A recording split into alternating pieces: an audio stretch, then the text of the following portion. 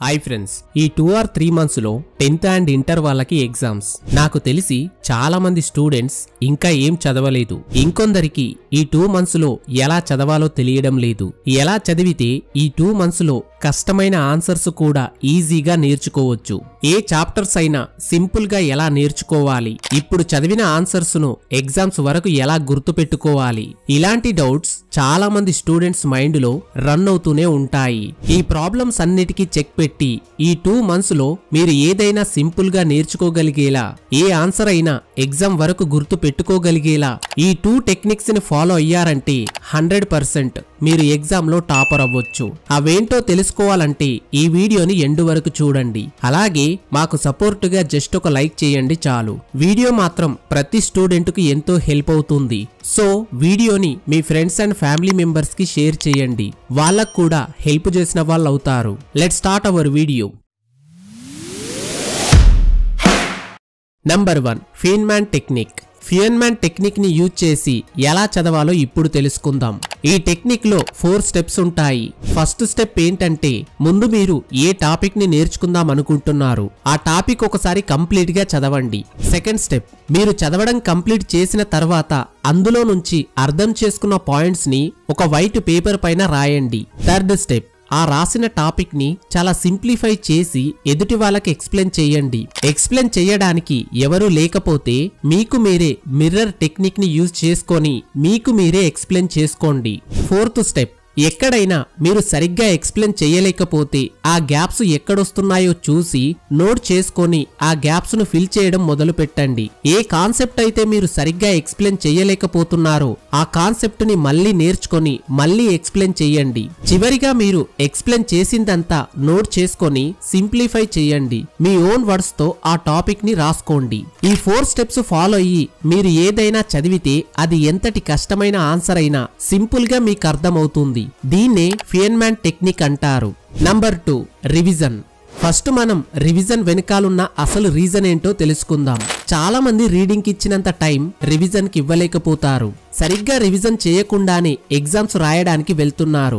ఇలా రివిజన్ చేయకుండా ఎగ్జామ్స్ రాస్తే మీరు పాస్ అవుతారేమో కానీ ఎక్కువ స్కోర్ గెయిన్ చేయలేకపోతారు. సైంటిఫిక్ గా ప్రూవ్ అయిన విషయం ఏమిటంటే, ఈ రోజు 100% చదివితే నెక్స్ట్ 1 hour తర్వాత 60% మర్చిపోతారు. 1 day తర్వాత 66% మర్చిపోతారు. 6 days తర్వాత 75% మర్చిపోతారని తేలింది. దీన్నే ఫర్గెటింగ్ కర్వ్ అంటారు. మరి ఇలా మర్చిపోకుండా ఎగ్జామ్స్ వరకు గుర్తుండాలంటే ఏం చెయ్యాలి? ఇదే ప్రతి ఒక్క స్టూడెంట్ కి మెయిన్ ప్రాబ్లం. మీరు చదివిన ఇన్ఫర్మేషన్ ని ఎగ్జామ్స్ వరకు గుర్తుపెట్టుకోవాలంటే ముందు మీరు రివిజన్ అంటే ఏంటో అర్థం చేసుకోవాలి. చాలా మంది స్టూడెంట్స్ రివిజన్ అంటే రీడింగ్ అనుకుంటారు. కానీ రివిజన్ మీనింగ్ రీవిజన్ అంటే మీరు చదివిన దాన్ని మళ్ళీ చూడడం. కానీ 99% స్టూడెంట్ రివిజన్ అంటే రీడింగ్ అనుకుంటారు, చదివిందే మళ్ళీ చదవడం అనుకుంటారు. కానీ రివిజన్ అంటే చదివిన వాటిని పైపైన చూడడం.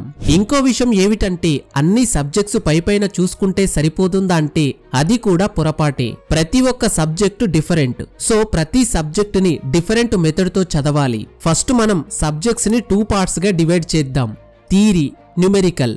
థియరీలో బయాలజీ, కెమిస్ట్రీ, న్యూమెరికల్లో ఫిజిక్స్, మ్యాథ్స్. బయాలజీ, కెమిస్ట్రీని థియరీ సబ్జెక్ట్స్ అనుకుందాం. ఫిజిక్స్, మ్యాథ్స్ ని న్యూమెరికల్ సబ్జెక్ట్స్ అనుకుందాం. ఈ 2 సబ్జెక్ట్స్ కి 2 వేరువేరు స్ట్రాటజీస్ ఉంటాయి. ఎందుకంటే థియరీ సబ్జెక్ట్స్ ని ఎక్కువసార్లు రివైజ్ చేసి చదవాలి. అదే న్యూమెరికల్ సబ్జెక్ట్స్ అయితే తక్కువసార్లు రివైజ్ చేస్తే సరిపోతుంది. రివిజన్ లో 2 రకాలు ఉంటాయి. Short term revision, long term revision. Short time revision daily basic లో చెయ్యాలి. సపోజ్ ఈ రోజు క్లాస్ లో ఒక చాప్టర్ కి సంబంధించిన లెసన్ అయ్యిందనుకుందాం. ఈ లెసన్ అవ్వగానే ఒక 10 నిమిషాల పాటు అయిపోయిన చాప్టర్ ని ఒక్కసారి పైపైన చూడాలి.